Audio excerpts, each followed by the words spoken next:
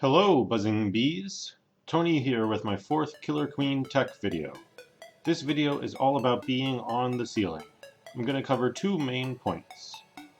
Each local Killer Queen scene has their own jargon for things. I'm going to use my own scene's words, but I'll be sure to explain them in case you use different ones. The first topic is hovering. Observe almost any game with experienced players and you'll be able to spot this technique. Here's a game playing out on day map. On this map there are three spots where hovering is very common, beneath these three ledges. The reason is simple. Everyone is vulnerable to military attack, both from above and behind. Hover against the ceiling and there's no above for you to be vulnerable to. You still need to watch your back, but hovering perfectly against the ceiling makes you much safer overall. A key component of hovering is flapping your wings fast enough that your lift overcomes gravity, maintaining your hover against the ceiling. Tap either too slowly or with an uneven rhythm, and you'll droop, restoring the above position for your opponent to attack from. So, how quickly do you need to tap? Blue Queen will demonstrate. I'm using my turbo button again, and this time it will be programmed to tap at several different fixed rates. So let's zoom in and put each one on screen at the same time. I picked a range from 15 taps per second on the high side down to 8 taps per second. The queen bounces as she hits the ceiling, but the different amount of lift from the different tap patterns recovers more quickly or slowly, depending. When we're done, almost everyone but the 8 tap queen is hovering nicely. The 9 tap queen might be drooping a bit, but everyone from 10 and up is only buzzing slightly, not enough to go vulnerable. Let's take a quiet moment to listen to the tapping of each in sequence.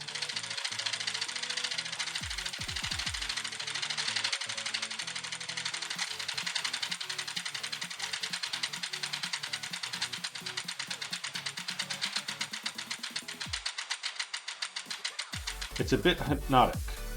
Let's also take a moment to look at that initial rise again, which establishes the hover. The 15 through 12 tap queens bounce only a bit and are stable within half a second. Things clearly get worse from there, and the 8 tap queen never truly stabilizes into a hover, while the 9 tap queen bounces severely before she does. Which leads us into the second technique, the stick. Note first that it's possible to rise too quickly, causing a sharp bounce off a ceiling, demonstrated here. For queens, the dive maneuver makes a soft stick technique available. This refers specifically to the queen using the dive to quickly remove some upwards momentum just before striking the ceiling, with the goal of bouncing lightly, if at all, so that a hover can be established quickly. Watch Blue Queen take out gold stripes at the center gate. Rush back to the safety of a hover, then use the dive to soft stick onto the ceiling to establish the hover. But only queens can use the soft stick. Warriors must simply take time to rise slowly so that they don't bounce. Everyone can do what's called the hard stick. As I said, if you're rising too quickly, you'll bounce off the ceiling when you hit it. But if you hit the Goldilocks range between bouncing and missing completely, you'll almost magnetically stick to the ceiling for a moment. During that moment, you're stuck to the guaranteed top possible position. Here's my turbo button again, tapping out the best pattern I could find to stick from a standing start onto the ledge directly beneath the hives on day. It's 2 very quick taps, then 1 slightly longer one. Here it is slowed down 8 times to make things crystal clear. The warrior rises for a bit, sticks to the ceiling for a while, then later starts falling down again as gravity takes hold.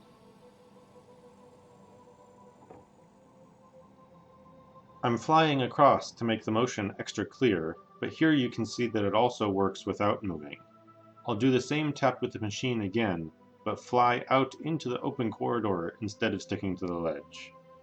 You can see that the warrior's feet rise up to the spot where his head was previously sticking to the bottom of the ledge, with the same taps.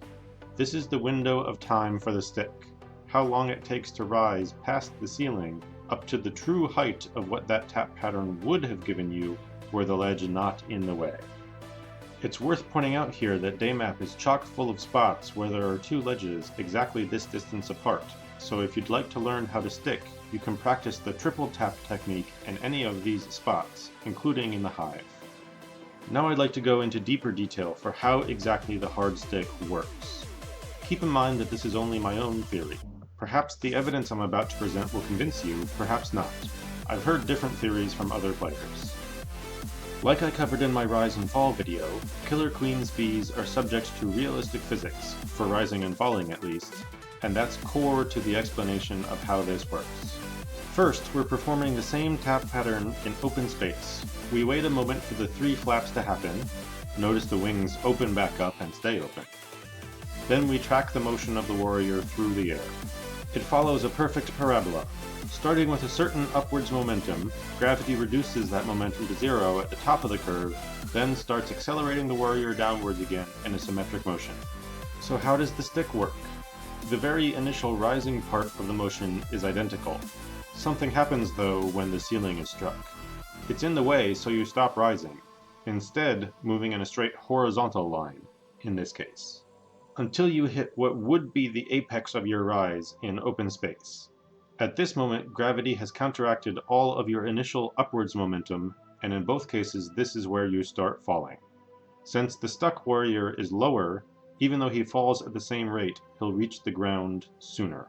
So the core of my theory for executing sticks is to imagine that parabola in your head. Where would you move if you stopped tapping now and there was no ledge in your way? If that curve goes through the ceiling by no more than about 1 body height, you'll stick. Higher, you'll bounce.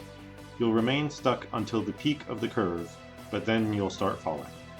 In most cases, this is the same as imagining your vertical speed when striking the ledge, or the time since your last tap. They're both proportional to the shape of the curve, but I find the visual metaphor easier to think through. Here's one final piece of evidence. Same tap pattern again, but this time I'm controlling the horizontal motion carefully. The goal is to stick to the very end of the ledge, then continue moving past it without tapping again. When I move past the end of the ledge, I continue rising despite still not tapping, depending on where I hit the ledge, and thus how long I stayed stuck before I moved past the edge. I'll rise a different amount. It's all to do with how much time is left until I hit the peak of that curve and gravity starts moving me down again. There's another layer to this technique. I call it the eject. Here I've set up the turbo button to establish the stick the same way, then, after a short delay, tap again. This causes the same bounce that would have happened if we simply hit the ceiling too hard. You can add the tap earlier as well. This gives you a sort of double threat. Within a moment's notice, you can choose to be high or low. Until next time!